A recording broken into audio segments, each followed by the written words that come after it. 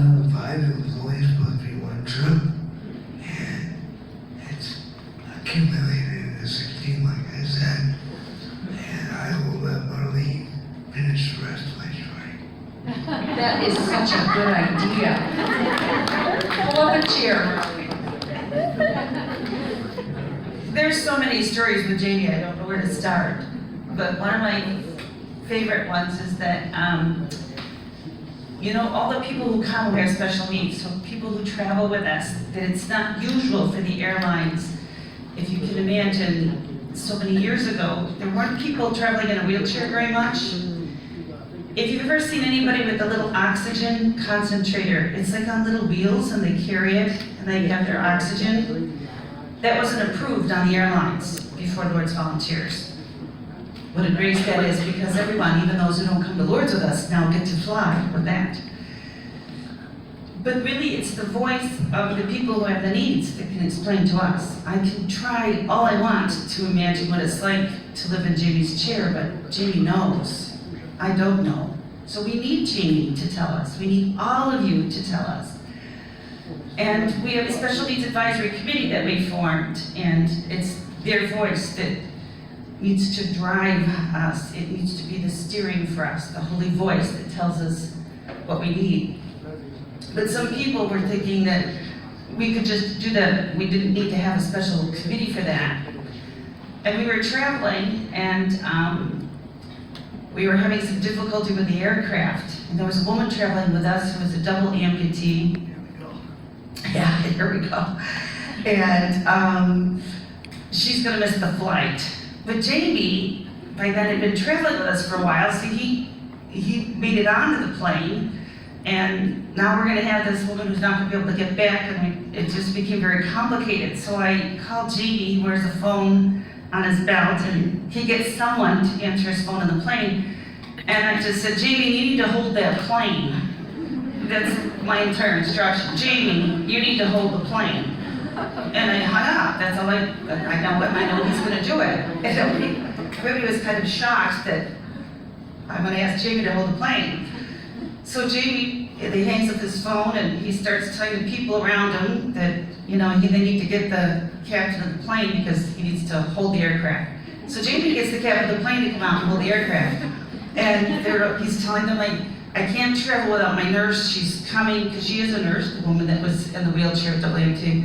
So he says to them, could you, I need my nurse, could you hold the plane? And so finally the nurse comes, and here she is, she's a double amputee, she's very sick.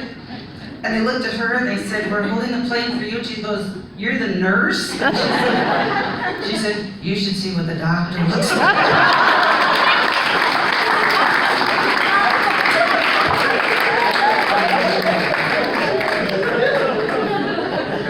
I think the great message in this is that Jamie can hold the plane.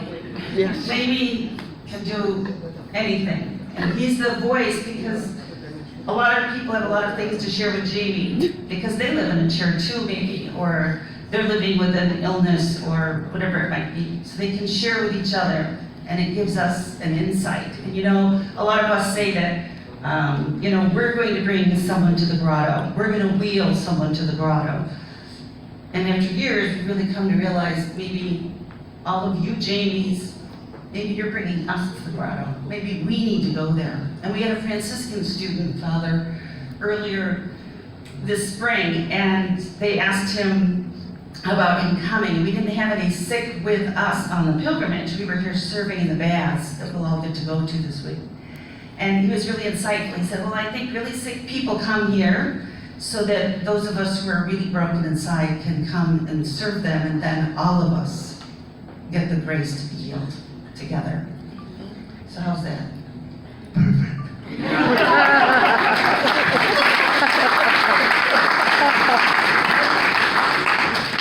But later on during the week, I will explain about the sign of the cross. There's a little story behind that Marlene will explain. So we'll hear from Jamie this week. And when our youth come in June, we usually ask Jamie to come every June because they have a catechesis each day. But we've asked him to come over to the nursing student program and the student program at the university in the fall, so that he can be working with the students and us then. So we thank all of you, and a lot of people, you know, they say, why would Jamie come back every year? And he has a generous sponsor who makes that possible. But he says it's like the fuel in his tank. It's like the spiritual fuel in his tank to last a year, right? Yes. And he lost his razor, but I'm gonna find it. I said, I'm only kidding. There's a truth to that. She's not kidding. I made him shave when he went to Rome. You can't go to the Vatican with the Pope and now. You gotta shave. I get off the airplane, I leave the airport, and she's picking me up, and she said, "What's that on your face?" What's that on your face? And she said, "It's coming off by the end of the night." Can't go see the Pope with it. But okay, you can keep it on this week. It's cold. All right, thank you.